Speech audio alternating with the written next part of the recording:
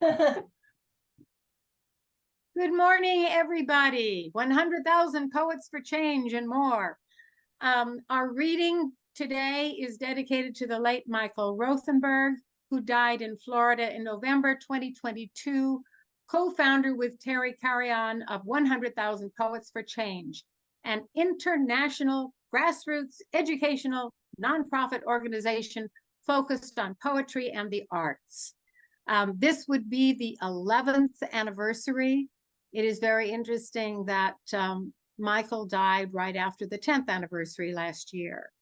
And we mourn him. We need his inspiration and hope that the 10 years that he was behind the reins for 100,000 Poets for Change will keep us going on and on and on and on, because I think it's a great organization and it's a great event. A worldwide set of events took place simultaneously 11 years ago on September 24th, 2011, when the city of Santa Rosa, California declared September 24th, 2011 to be 100,000 Poets for Change Day. And Stanford University offered to archive all documentation and audiovisual records of the event. Does that make us the 12th anniversary? I'm not my math. I was saying 11th. I think it's at least the 12th. Okay. Ultimately, 700 events in 550 cities in 95 countries took place on September 24th in 2011 in conjunction with 100,000 Poets for Change. And the event was described as the largest poetry event in history. I don't know who they were consulting, but that's pretty impressive. Considering the series of events to be a success, Rothenberg and co-founder Terry Carrion decided to establish an annual event in September of every year. In 2018, 100,000 Poets for Change added the event, Read a Poem to a Child. And that you can find more information about that on Facebook. We mourn Michael, prolific writer and activist for poets in need and for the importance of the message of poetry. In honor of Michael and with remembrance of the great Jack Hirschman, for whom I wrote this poem, I'll read from my book, Ghosts and Angels, a poem I called Departure of a Great Spirit. And I think of this as a great spirit. Yes, I wrote it for Jack. I'm thinking of Michael. I'm thinking of all who contribute in this world, all great spirits. As a great spirit departs, a fissure opens in the spirit of earth between the great divides of never and ever, between touch and loss, form and soul, being and beyond. A fissure opens past time, the fissure of the great river flowing always as our lives pass by, closed between walls of a tall canyon, dwelling in both shadow and light, pursued by cascades flowing into yawning caverns, a crack in the universe open for a moment, to embrace one great lamenting soul, filled for just one moment with the pain and joy of all the world, carrying that burden like a newly born infant into the fissure of eternity.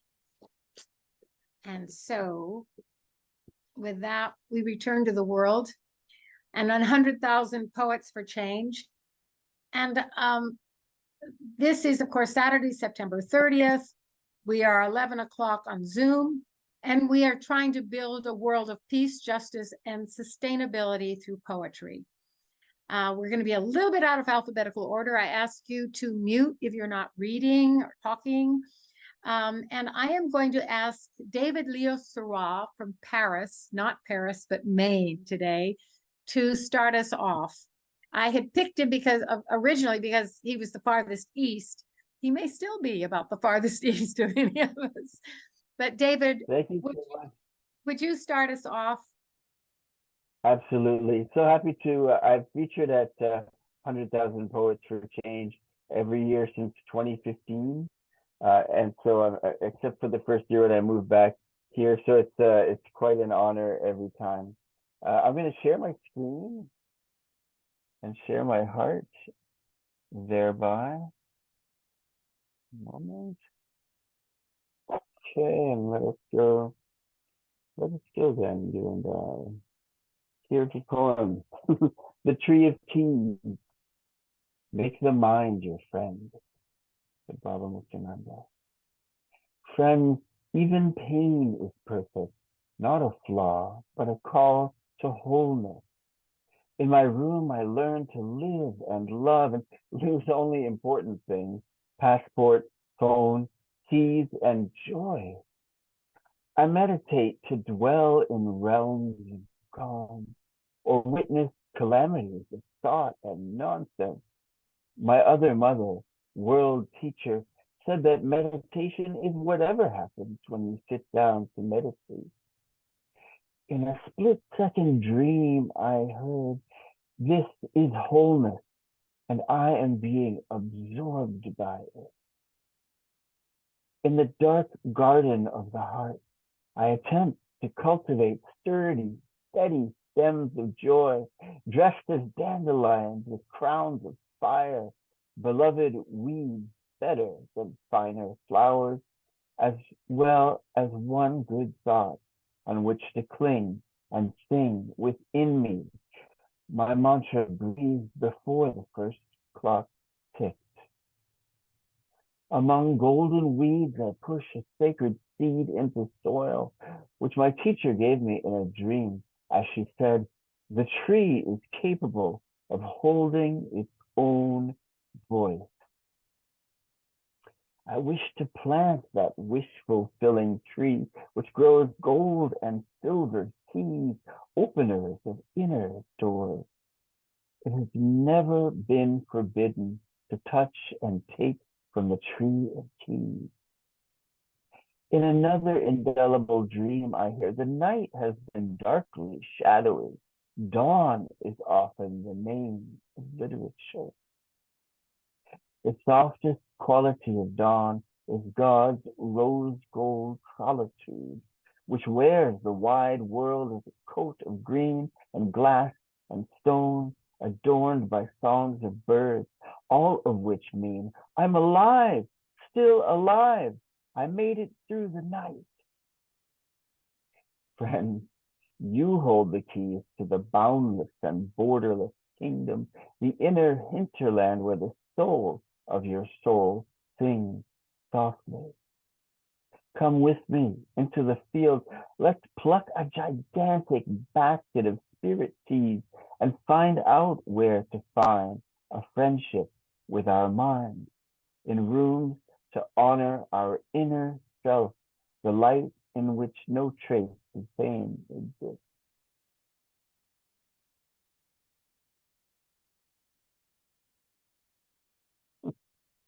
Thank you, and welcome to the rest of you who've arrived. We are not going to make wonderful statements about beautiful poetry this time. We're just going to introduce poets and keep moving along. So know that I love you all, and I just admire that beautiful poetry. The next person would be Raymond Nat Turner. Welcome. And you are still muted. Now I'm unmuted, I think. Yes, you mentioned great spirits, Michael and Jack Hirschman. And so I think it's important that we recognize and remember those spirits. And I think it's also equally important that we be ever vigilant as far as not so great spirits go. And I think I want all of us to pay attention to what's going on in the world, and each and every one of us to do whatever it is that they can possibly do. You know, if it's giving money, organizing, walking picket lines, or whatever, because this country is in serious trouble. And so anyway, I'm going to just do this one piece.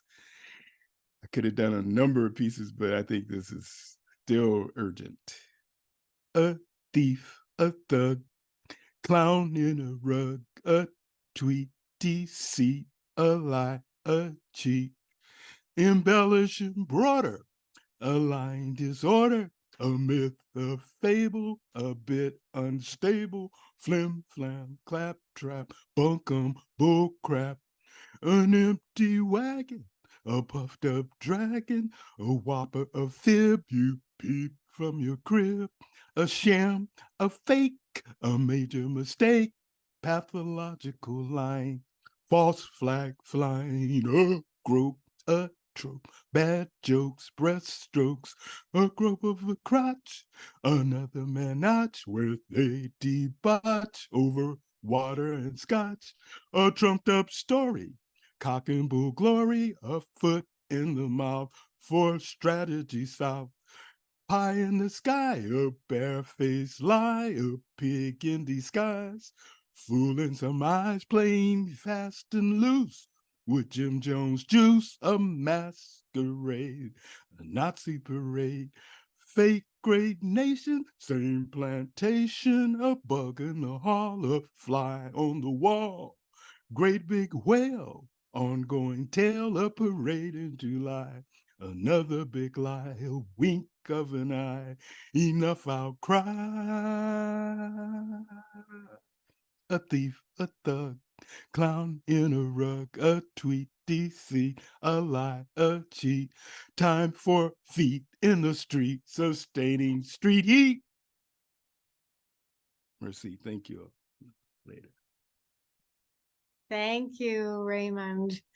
And makes me laugh the way David makes me reach for my heart. I love poets. You're all wonderful.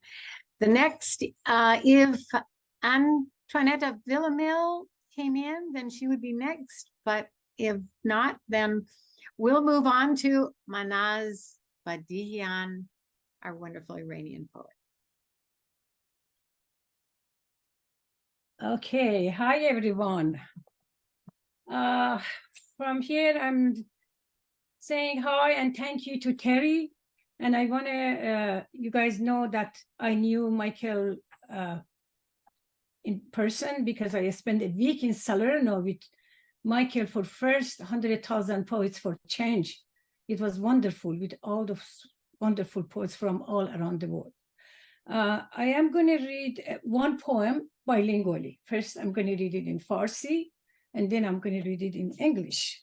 The poem called Butterflies, پروانه ها. در دنیای من پروانه ها در جنگند، باورهاشان به هم گره خورده، مثل ما که از این سو و آن سو به هم گره خورده ایم و کسی نمی بیند بالهای زخمی را و این گربه بی‌حوصله نمی داند تنهایی مفهومش یکیست برای هر دوی ما.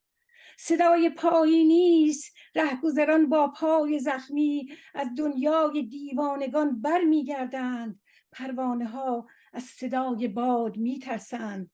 ما از کجا گریختیم که رسیدیم به این دیوار بلند، به دشت آوارگان. Butterflies. In my world, butterflies are at war. Their leaves are tangled together. Like us who have been tied up together from all directions, and no one can see the wounded wings. And this depressed cat in front of me doesn't know that loneliness means the same for both of us. There is no sound of footsteps. Commuters with wounded feet returning from the world of madness, reaching the wondrous land where butterflies are afraid of the breeze. Where did we flee from to reach this high wall and the land that crushes its roots with axe and sprinkles it on the shore of sorrow? I wonder if the trees are a migrant too. Is this breeze that blows over the faces of lilies is an immigrant too? Aside from trees, butterflies, and wind, we are all immigrants. It won't last long that we will all immigrate to the land of those from 1,000 years ago. Thank you. Thank you. Thank you so much, Mahnaz. Thank you. And I don't see Lisbeth. She may have not been able to come. And I just still have her on the list.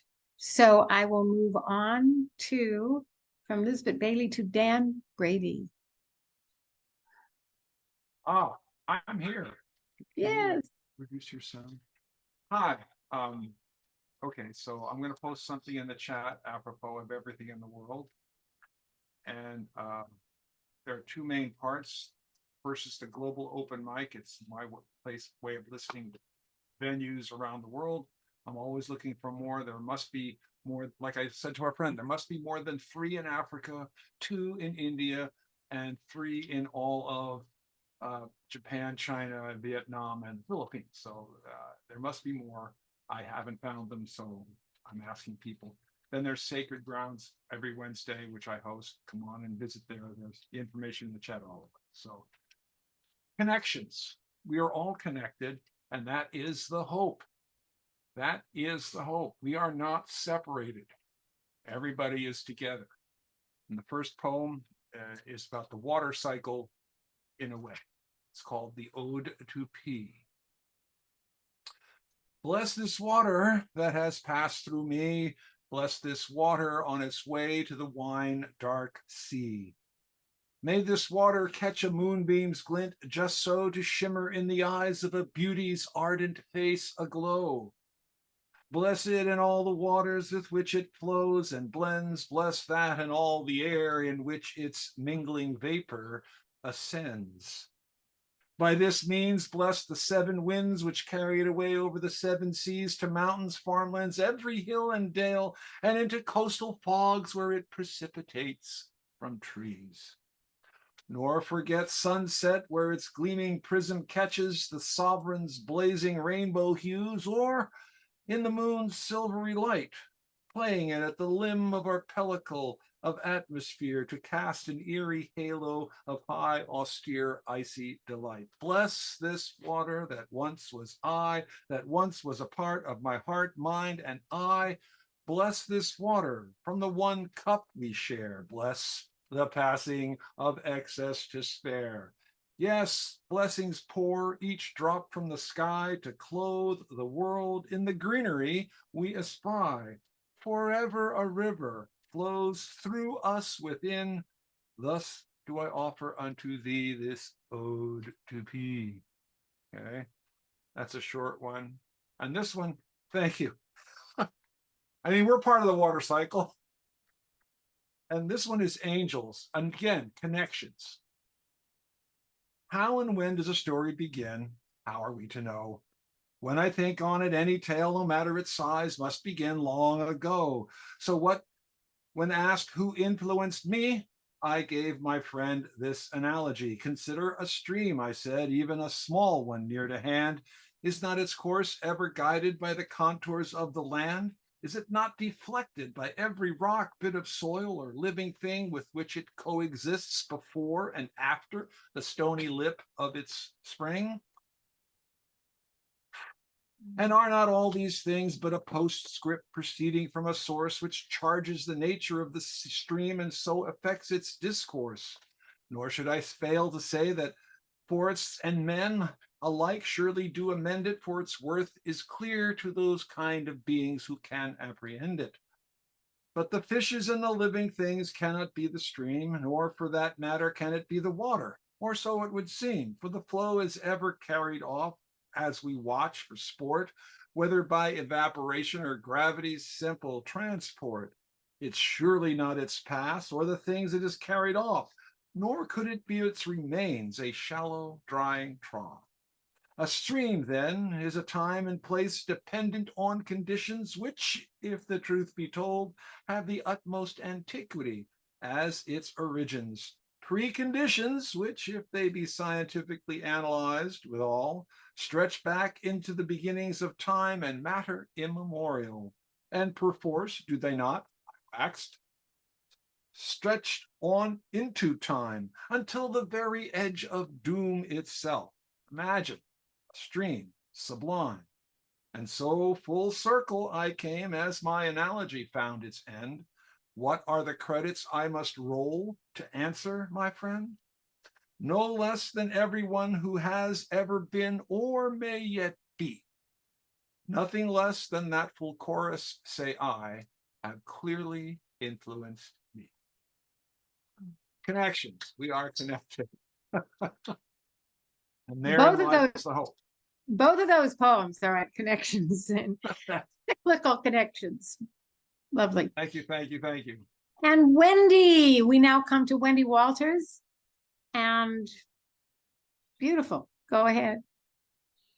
Okay. So my piece is called Birthright Universal.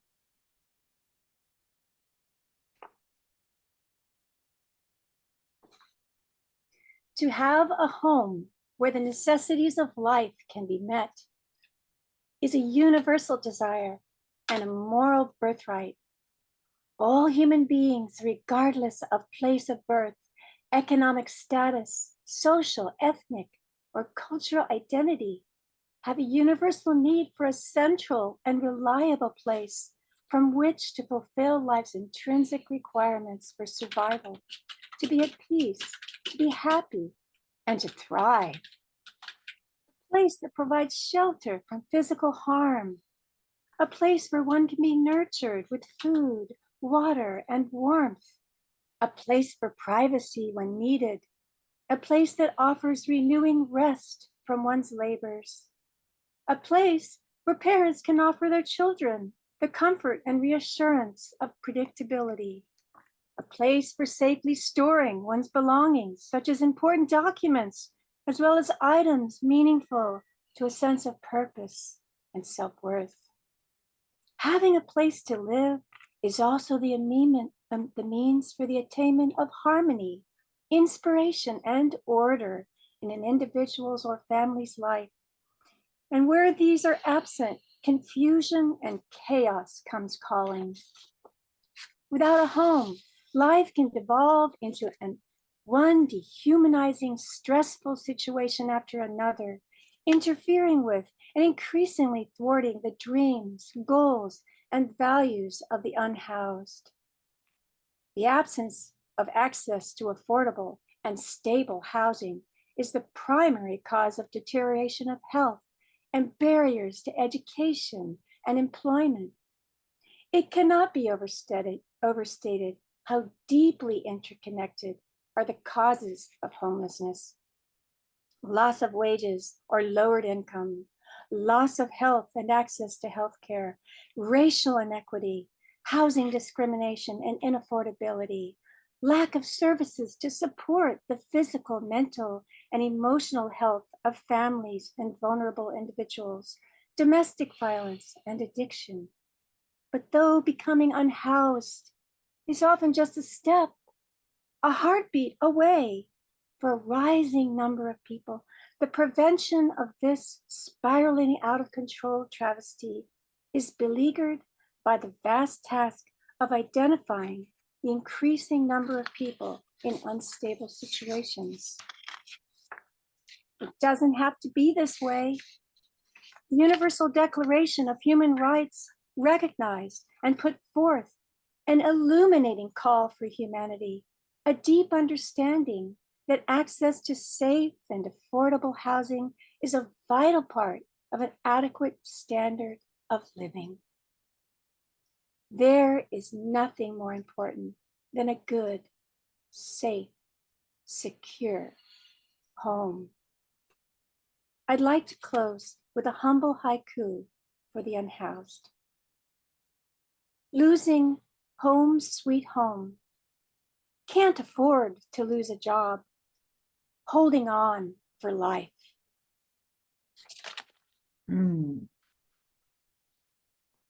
Thank you so much, Wendy. Home. Yeah, beautiful. And thank you very much to all of you for adding in chat what I can't say. I like all that support and encouragement. After Wendy comes Sally Love Saunders. about whom I can't say much because I'm not supposed to say much, but we all love her. Oh, can I start? Yep.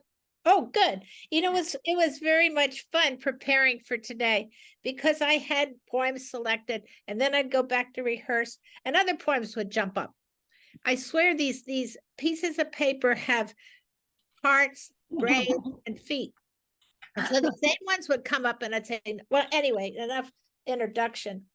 Looking forward to the moon, looking forward to the moon, looking forward to the moon, spreading his peacock feathers wide over the bay, moon energy juice filling up every soul of my wounded soul, every cell of my wounded soul with moonlight love.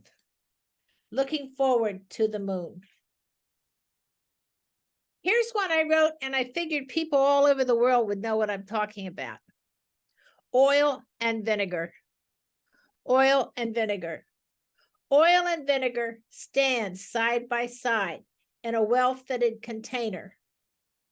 Oil so different than vinegar. Vinegar so different than oil. Each very opposite, yet belong together. In their own bottles, standing tall in a container together that fits them well. Oil and vinegar. When I go to the Marina Green, seagulls come to greet me. They recognize my hat, so they fly and sit, welcoming me. Today, when heard, I wanted to write a poem. So the seagull positioned itself across from the best bench for my sitting and writing. So I went to sit on the bench and wrote this poem. When I go to the Marina Green. Thank you, Karen. Thank you all so much. Thank you so much, Sally. I love Lovely these to be with different, you. wonderful to hear these different voices. Also illuminating. I love it. Thank you, Karen. Thank you, Sally. And I have on my list Agneta Foth-Hirschman, but I don't see her. No, Aggie? No. Okay. So I am moving on to Thea Iberall. Who is, would you tell us how far you've come? I mean, you're Zooming, so. Yes, my name is Thea. And Thea. yeah, Did I say Thea? I think I've been saying Thea to myself. So now no it's Thea. problem. People say all sorts of things, and I'm living in Massachusetts, and I used to live in California, in Southern California. But when I moved to Massachusetts, I started a coffee house in Medfield, Massachusetts, and we started in 2016. And I found out about 100,000 Poets for Change that year, and so every year we had a event around that, and I wrote about it in the book that just came out. And I think thanks to the book, we had to stop for the pandemic for a couple of years, but we are starting it up again this year, our coffee house, and we will definitely continue doing the 100,000 Poets for Change. I did not know Michael, but I know he cares about, I'm sure he cared about climate change and sustainability. And I like the idea of sharing my screen with the piece in case people are not English first language users. And so it's called El Segundo. We're in my sleek red Toyota on the 405 freeway, not far from the Pacific Ocean. It's nighttime and we're passing through El Segundo. You're wearing a light blue beach blouse and you ask, should I hold my breath?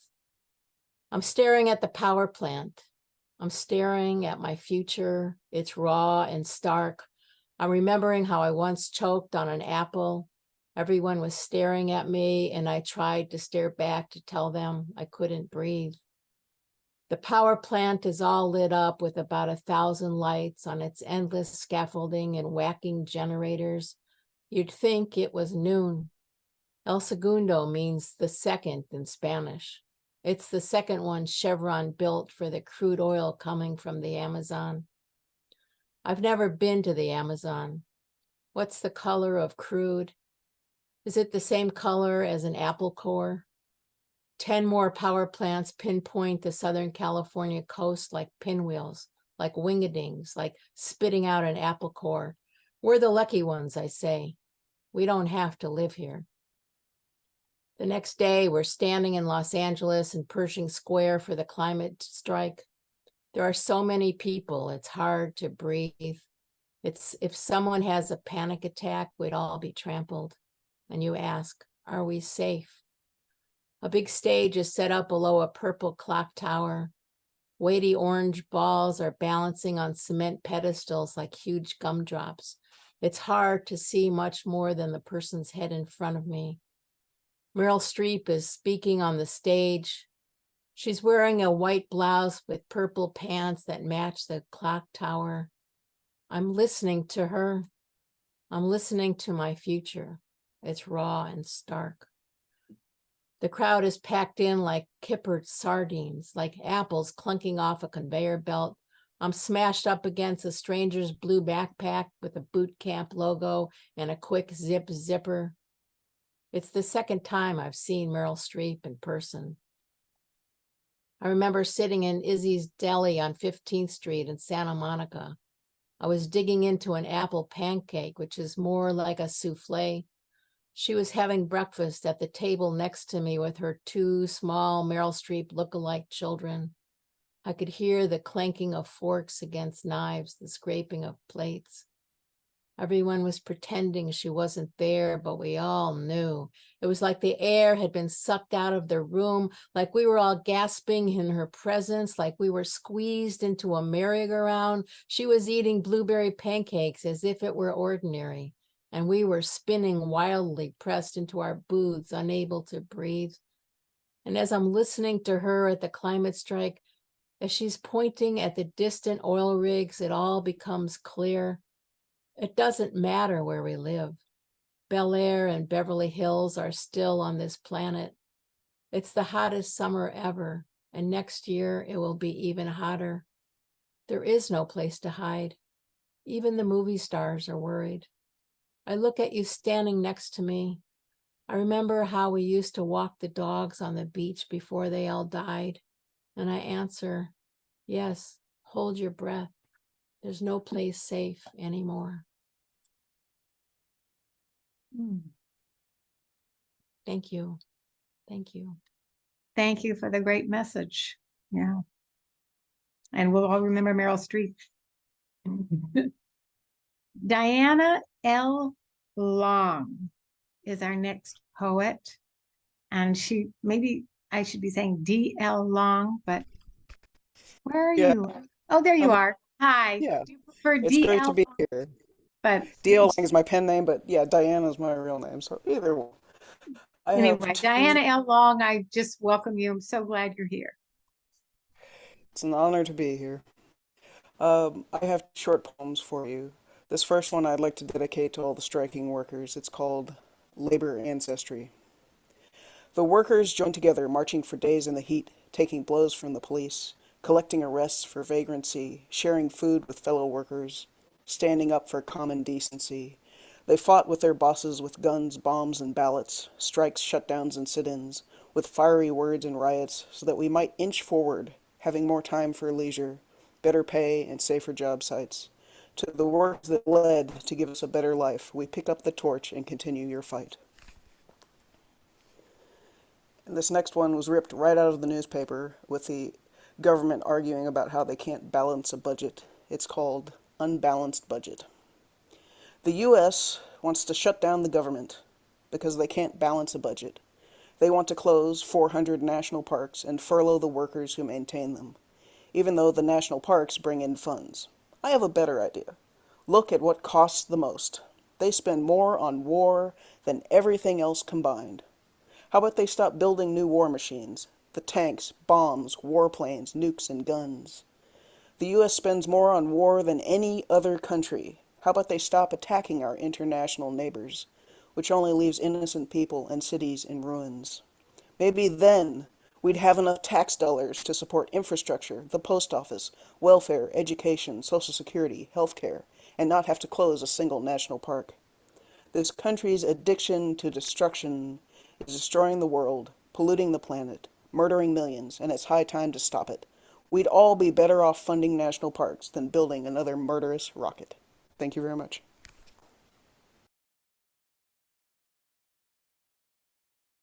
Thank you so much, D.L. Long.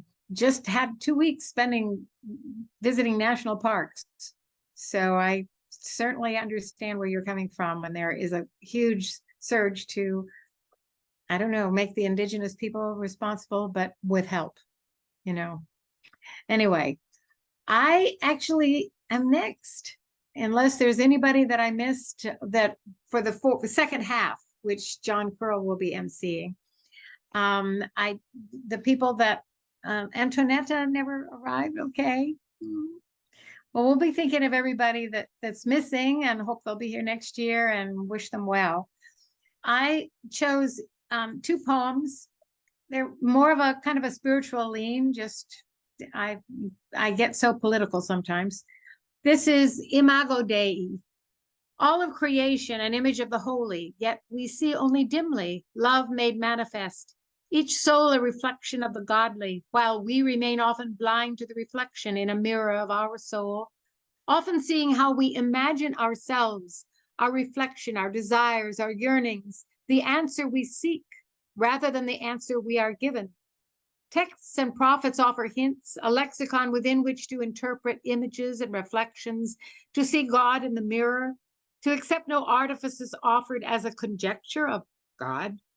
Yet we must ourselves see more clearly true reflections of the holiness surrounding us, of the holiness within us, without conjecture that anything is less than it is. Holiness made manifest, made godly, never less than beautiful, no one less than who they are. Humanity, love, dignity, never less than holy. No idolatry, no worship, no abnegation of the other through duality that proscribes one nature as less than another.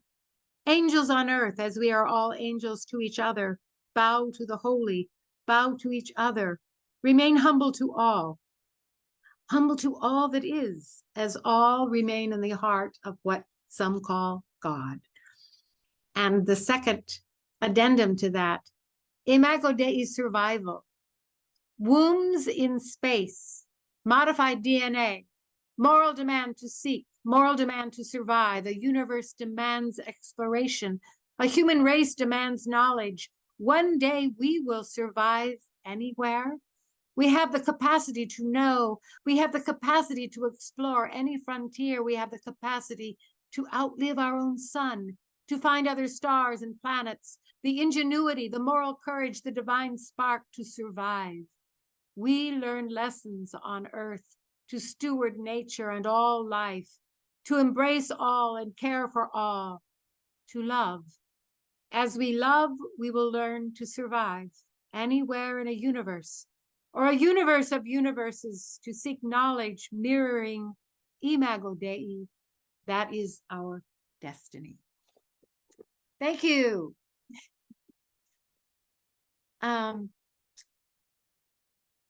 Thank you, all of you. And again, thank you to the 100,000 poets. Thank you to Michael and Terry and everyone who has kept this movement going. And I move now to John Curl, who will be emceeing the second half of this, what did we say, 12th anniversary? I don't know, of 100,000 Poets for Change. Bless you, John, and take the mic. Thank you. Oh, thank you so much, Karen. It's been a wonderful afternoon or morning so far, depending on where in the world you are. It's always morning and it's always afternoon and it's always night. It's it's all happening at the same time. But in any case, our next reader is Antoinette Vella Payne, and so we'll just continue with the reading. Antoinette. Great, thank you. I have to get there. Sorry for a second. So this poem is called A Rumble of Broken Defenses. Separation starts at verbal violence, versed in antagonist's camp, leading to every guilt-laden lesson, blossomed to mental health issues.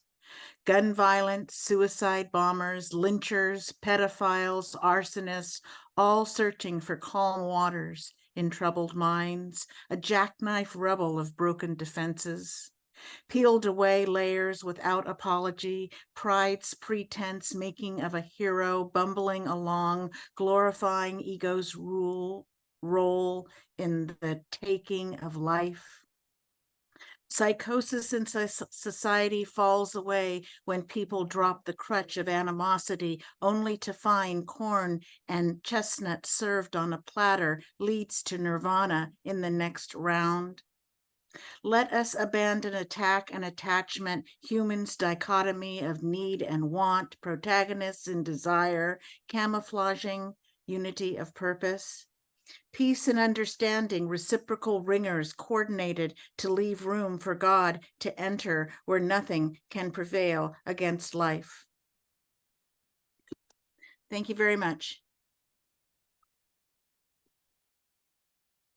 Oh, thank you so much, Antoinette. Our next reader is going to be Gregory Pond. Thank you, John. Thank you, Karen. Hello, everybody. Where on earth? All around today's world, it seems, we're seeing phenomena we've never seen. Weather has become the latest global terrorist, when rain drops hard and fast as bullets, hailing on communities without impunity. As fires in century-high heat melt the tar on the road, time to kill the fossils, dish the plastics, clean the green. As record cold blows freezing drifts of ice and snow, time to shrink your footprint, select electric, step off the gas. As we drown in floods of climate change and hurricanes, can we find a way to live within the rays of a divine glow?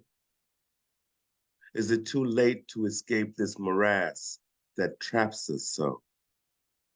Is there anywhere left on earth that's safe to go?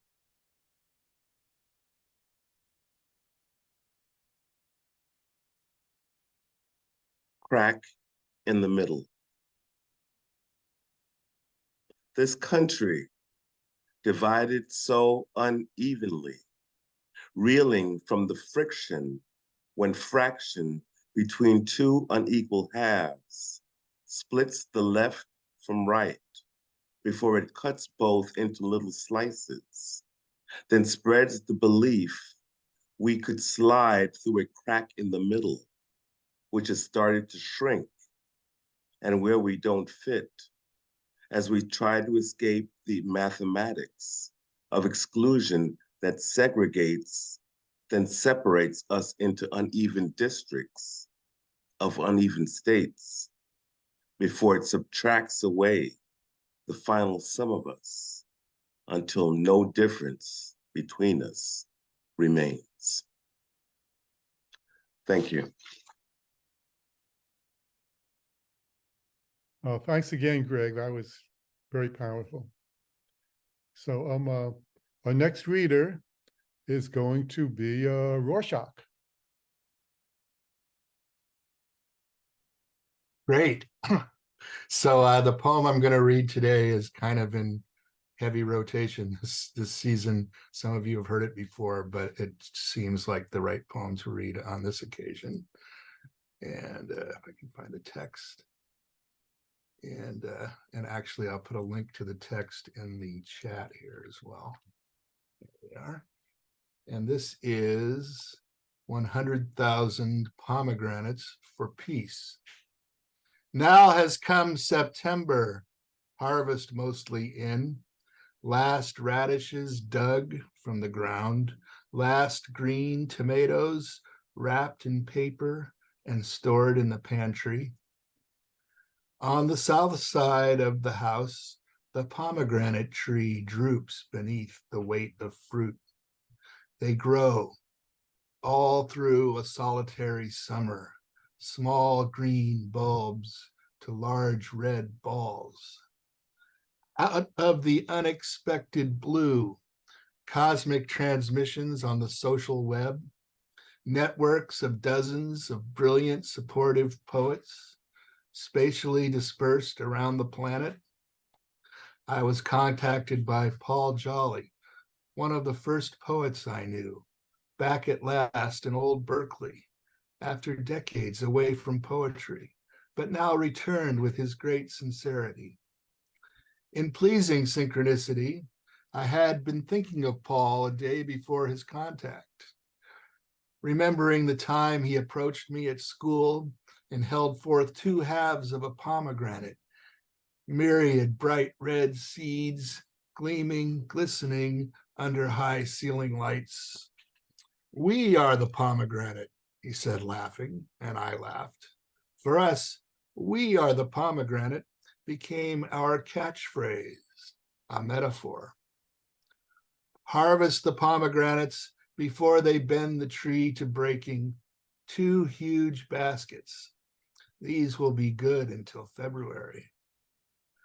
Survive another perilous year. Fingers crossed, nervous spells and incantations. Breathe right, relieve stress, and whatever boosts immunity. Dry California waits for rains to douse the parched land. Knock down the wildfires for a while. In the United States and other lands, fraudsters peddle alternative facts, confuse the gullible and uneducated, while war, pandemic disease, floods, fire, and famine sicken and kill thousands of people and other creatures around the world. Yet Dummkopfs gather and march from Berlin to Brazil to way down in Texas. Hell no, we won't wear masks. We will not vaccinate or be blinded by science. Elections are a hoax. But I declare, we are the pomegranate. All of us, regardless of our vision, be it cloudy or clear. And if we are striking out because we are so injured, so emotionally hurt, so fearful that we hit and hurt, we can instead be forgiving and love ourselves and others. We can reach out in love to all the brilliant seeds, all the love radiating from souls. We can help and heal all together now. Love is all we need. And the pomegranates growing again next year and every year. Let the seasons roll around. We are the pomegranate. Dankeschön.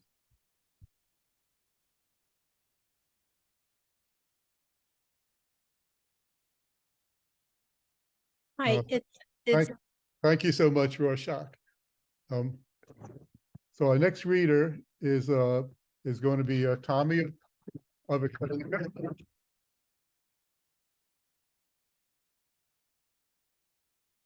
Okay.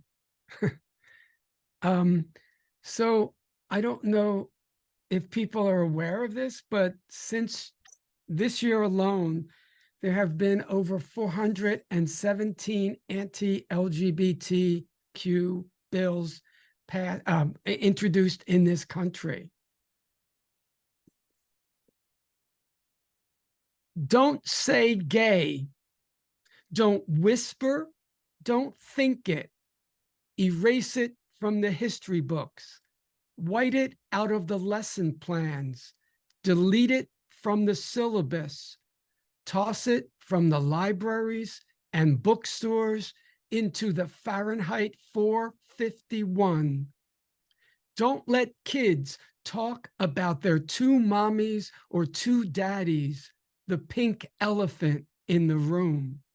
And for the sake of God, country, and apple pie, don't let trans kids use the bathroom, any bathroom. If you don't say gay, don't whisper, don't think it. Everything that makes parents and politicians uncomfortable will simply go away.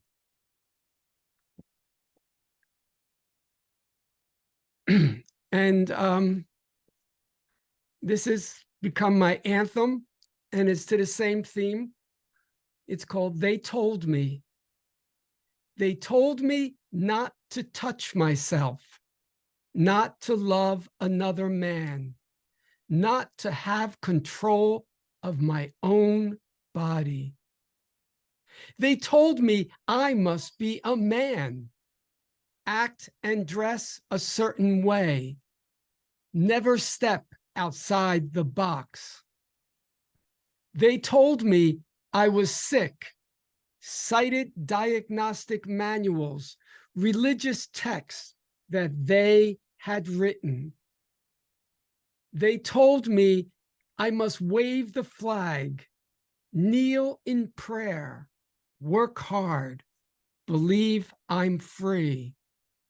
They told me never speak up, never challenge anything, because this is the way it's always been.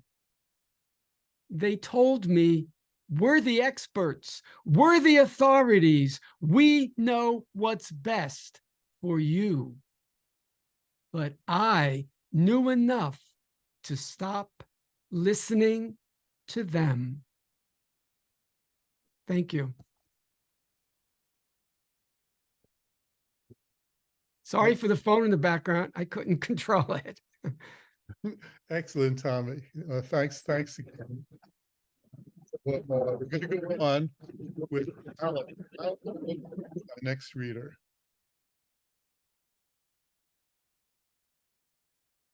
Was that me, John? Yes, that's Oh, okay. This is called John Tiberius Cooper. At night, John Tiberius Cooper lived in the alleys behind the third-story walk-ups on Hyde Park Boulevard. During the day, he slept on the rocks of the promontory, watching the waves of Lake Michigan hit outcroppings. The owner of the Snail restaurant gave him Thai coconut soup, and the Creole restaurant gave him leftover cornbread. He'd been a carpenter. One day, an elderly Latin teacher threw away her togas and robes from the Latin Day pageant, her sandals and staffs, putting them in a box in her back alley. John Tiberius opened the box. He hadn't worn shoes all summer. His feet were gray. His hair was white. His breath was labored. Would he live through the fall when the trees along the lake changed colors? He slipped on a blue toga and sandals. He took a staff in his hand and placed a wreath on his head. He strode down the back alley. A Buddhist monk in his robe caught a glimpse of him. John Tiberius sat on the rocks along the lake's path. He sat facing the sunrise. Mama called me Tiberius. I could be your senator, he said to a man on a bicycle. To an elderly couple who walked each morning, he said, "Hello, lady and sir, I know you. My name is Tiberius. Don't be afraid. I'm your senator. I'll keep your Social Security." To four boys playing on the rocks, he said, "Welcome to the Senate. Say, you children, do you have enough to eat today? I'll pass a law to help you." To a city trash collector, "How are your wages?" To another houseless man, "I am your senator. I'll find places for you to stay." To a passing cloud, "These robes came from under a stairway. They keep me warm, but I don't feel so well today." To a flying gull, he said, "Hello, seagull. Don't fly away so fast." I'm going to sit on the shore of the lake and watch the sunset. Getting health for all is what I will do next. My mother called me Tiberius. As a senator, he said, I wish you peace. And the sun came down. Goodbye, friends. And I have a second one. It's called Jerusalem, Old City. One should not get used to large guns. I saw soldiers with large guns, not rifles, not what a policeman or woman wears on the waist. These soldiers kept looking around and walked in small circles, their arms muscled, all male here. I walked past them each day in front of the old city of Jerusalem, listening for a chord from David's harp. The weather is warm enough to meander. Each day the tenseness in my arms from the intrusion of submachine guns faded as I passed another Israeli soldier, serious, young, protecting. Is it for me? It must be for me, American traveler or Israeli public or Finnish tourist following in Christ's steps. My shoulders relaxed in the sun. Did the soldiers see danger in the eyes of the Palestinians serving pizza at the wood-burning stove? Did the soldiers' shoulders hurt from the weight they carried, ready to fire? One should not get used to large guns.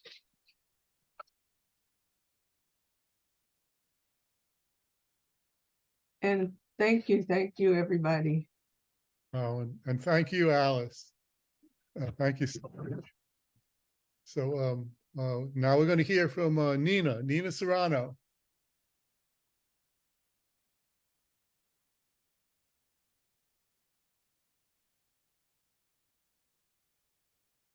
You're muted, Nina.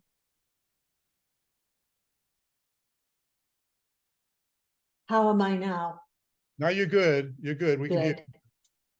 This is an older poem from some years ago. It's called Beheadings for the condemned to death poet in Saudi Arabia, Ashraf Fahad. I don't want to speak of beheadings. It causes cold terror and nightmares. That's what it's supposed to do. Keep poets silent. So only praise poems to the censors, judges, and jailers are allowed. Keep poets silent. So corruption, greed, and power madness prevail. So like the Empress Nightingale, the poet's voice will fade away. But poets stand with poets, the scratch of their pens, click of their computers, and piles of their poems and petitions across languages cause ripples of sound waves and protests. I have known the miracle of freedom, where the prison crumbled in a Salvadoran earthquake, and the poet guerrillero Roque Dalton walked out, and a network of clandestine comrades brought him to liberty. I have known the miracle of freedom, where the world committees to free Angela Davis agitated. John Lennon and Yoko Ono composed their song, Angela. The Rolling Stones in England recorded Sweet Black Angel. Cuban national poet Nicolás Guillén wrote her adoring poems, all advocating her release until Angela was free. I have known the miracle of freedom when the solidarity slogan of the Cuban Five, "Give me five," echoed around the world. People rallied in DC, visiting their congressperson on the 5th of every month. One senator, Leahy of Arizona, interceded, and the fierce sperm of Gerardo Hernandez flew to fertilize his wife's frozen egg. So after the high-stakes diplomacy involving presidents, when the five went home to freedom and families, baby Gemma was born. Miracles can happen when poets stand for poets. Thank you.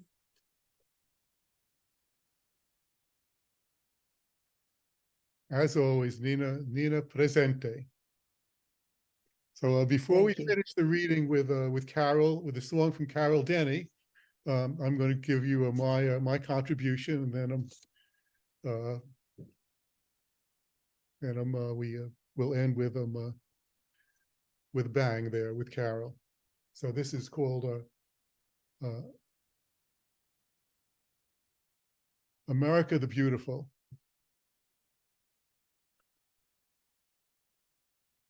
Automatic weapons in the hands of children roaming the abandoned schools. Mortar shells striking groups of tarred and feathered construction workers seeking jobs. Pillage and rape on Main Street by orders of the senior commanders. How events unfolded and who might have been involved. Conspiracy theories flying wildly about. The entire armed services and chambers of commerce issuing quick, robust denials, while shivering investigators secretly pray the bodies are never exhumed. America the Beautiful. To bolster the crumbling dollar, the people's representatives bloat the military budget and drain social programs. Tight-lipped judges scramble to defuse the explosive situation. Important forensic evidence spirited away in heavily armed Humvees, while in broad daylight, in an open field 100 yards away, 2 gunmen shoot women. Yet the children still plot with cedar waxwings, desert tortoises, coastal scrub, sage in the lower reaches of the coast-hugging peaks, yellow pine and mixed evergreens coping with the drought conditions, chaparral seemingly impenetrable, yet home to worlds of insects and animals, a wintering ground for diving ducks, the phases of the moon, Mars rising at sunset. Is this our reward or our punishment, America the Beautiful?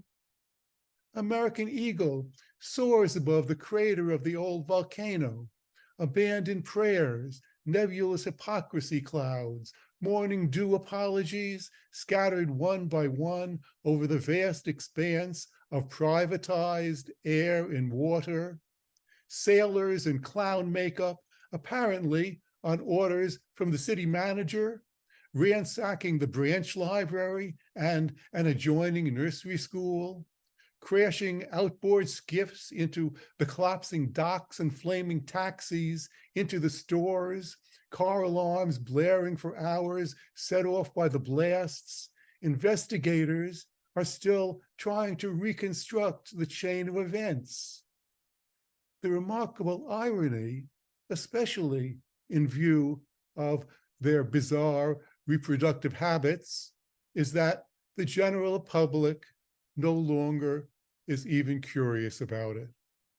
At the bottom of a sunken road with high sandy banks lined with cattails, egrets still balance on one foot. Rusted weathercocks still spin. Minor prophets still ride swans. Erotic raccoons still wash wild ginseng, while beneath the surface, millions of worms still chew the earth in search of healing, tranquility, harmony.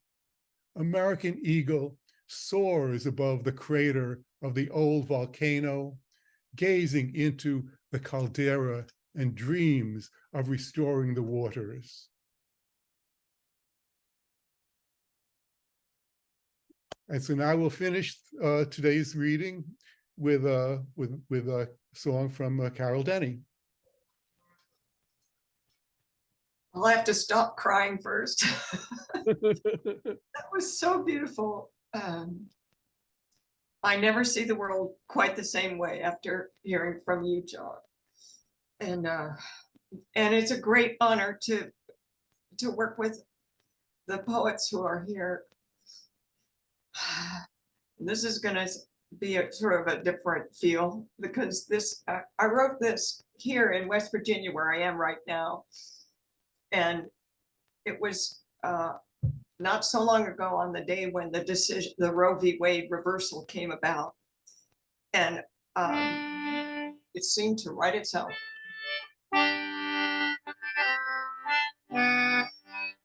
Well, I can see my future through my pint of ale. We all will be together now, pregnant and in jail. We tried to make it happen without child care or bail, but we'll have solidarity, pregnant and in jail. So this has little hand gestures. When I sing pregnant, you're supposed to make a big circle that goes pregnant, and then in jail, you just hang on to the bars of the jail as best you can. And I'll try to do that with my concertina, which is insane. So the chorus goes pregnant and in jail, pregnant and in jail. Let the men do all the work. We're pregnant and in jail. Well, a woman scorned is one thing.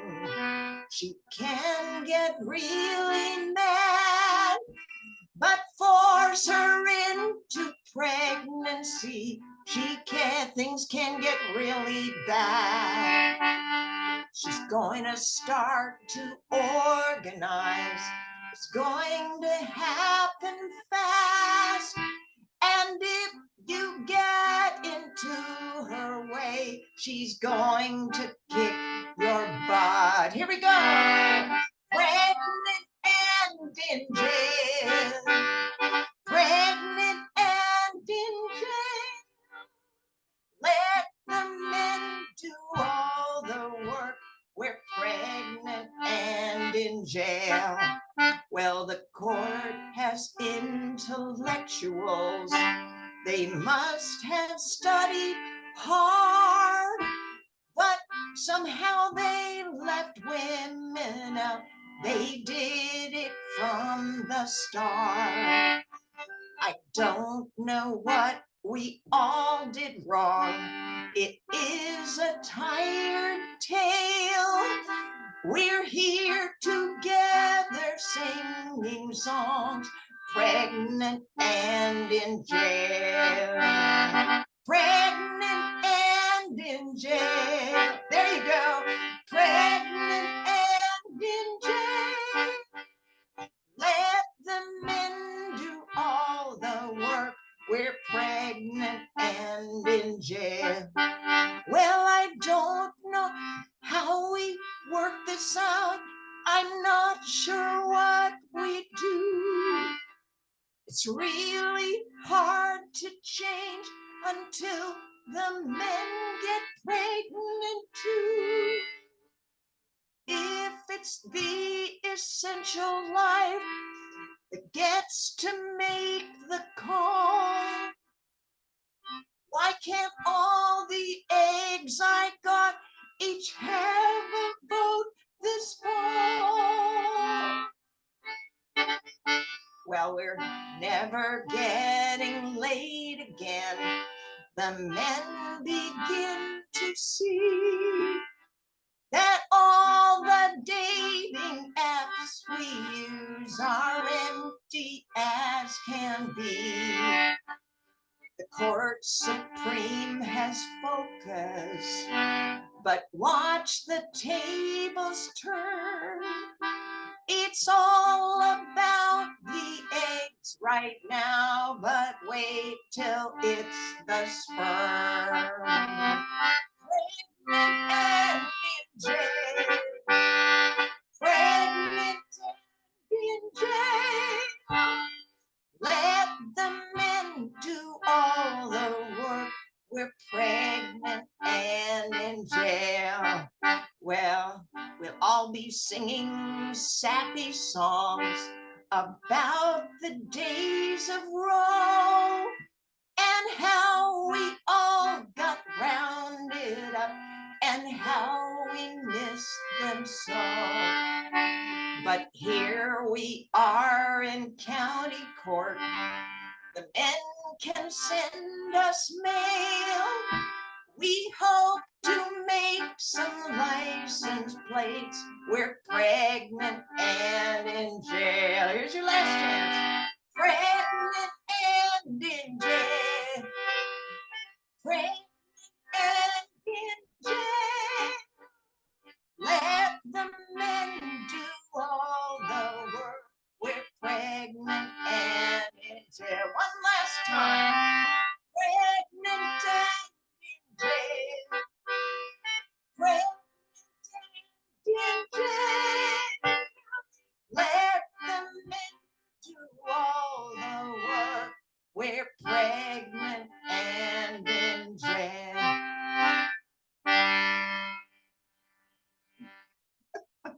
Thank you all so much. Oh, thank you, Carol. Thank you all for such a great reading. Thank you, Karen, for organizing it. You know, so I think we've been true to the spirit of that Michael Rothenberg set in motion a long time ago, and you know, we'll continue this on as long as we have energy and brains left to do it. And we're going to put this. This is being recorded, as you know. We'll put it up on the YouTube channel of the Revolutionary Poets Brigade. And you know, if your friends have missed it, you can tell them to watch it there. So I'm going to say goodnight for everybody and shut off the recording, and then we can, you know, we can talk however we want to. But you know, thanks again for all coming. This is really great reading.